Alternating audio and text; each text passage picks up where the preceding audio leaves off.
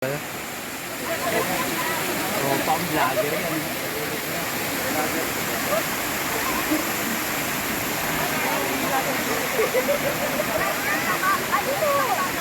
Kanto,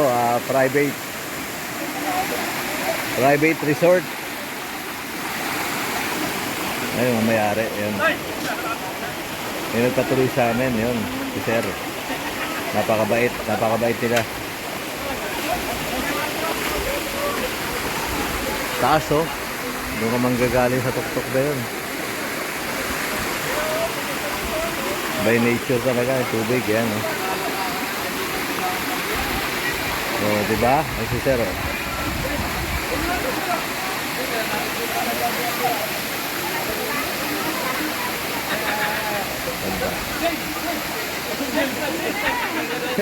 Ito yung promotor, eh.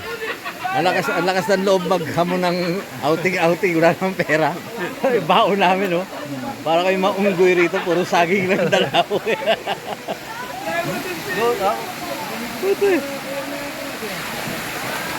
Ayan, oh. Sir, thank you, ah. Thank you. Tayo nagdala sa amin dito, eh, si Sir.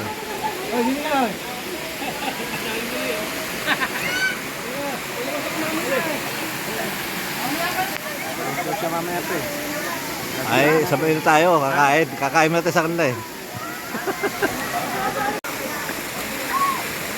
Yan, oh. Ano yan, puro halos pamilya lang yan.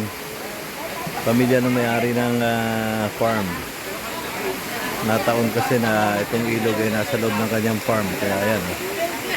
Pero mabait naman, magpapaalam ka lang sa kanya. Dito lang yan sa barangay Balagbag, Indang, Cavite. Si Vince, oh. Nabago ko na si Vince, oh. Yan, oh. Malamig ba, Vince? Malamig, Dre? Malamig. Ano, sa malamig. Ano? Malamig. So medyo may kalaliman dito. Yan. Mga bata nga, eh. Ano? Oh, diba? Oh, bata, oh.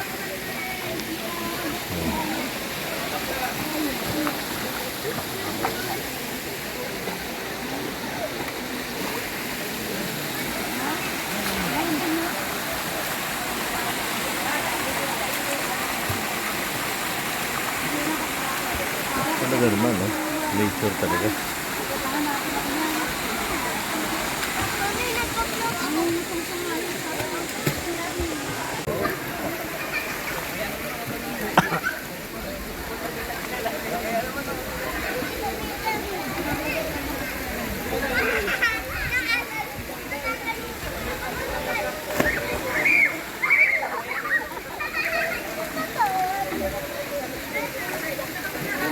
Sawa na sa dagat, ilog naman, ilog.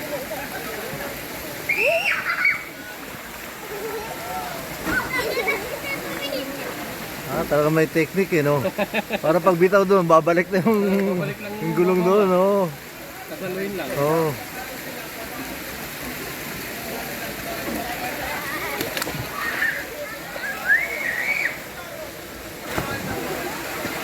Oh.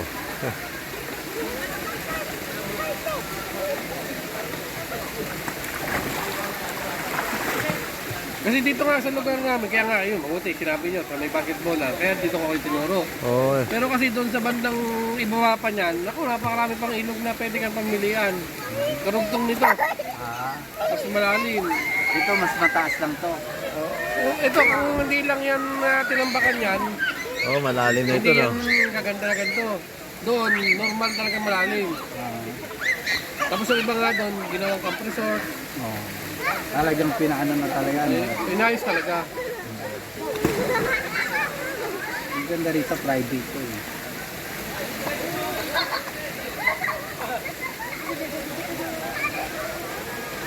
Kala ko yung mga unggoy, ang puta na.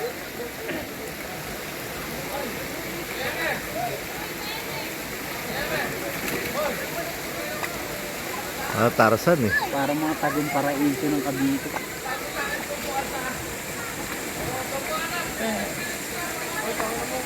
Compare nyo dun sa, di ba, punta kayo ng Rio. Villa Rio Villanuevo, tsaka Colmenar. Ayan ang mga karugtong. Pero So, pangit. ang ganda, ang pangit doon kasi yung mga chlorine. Oo.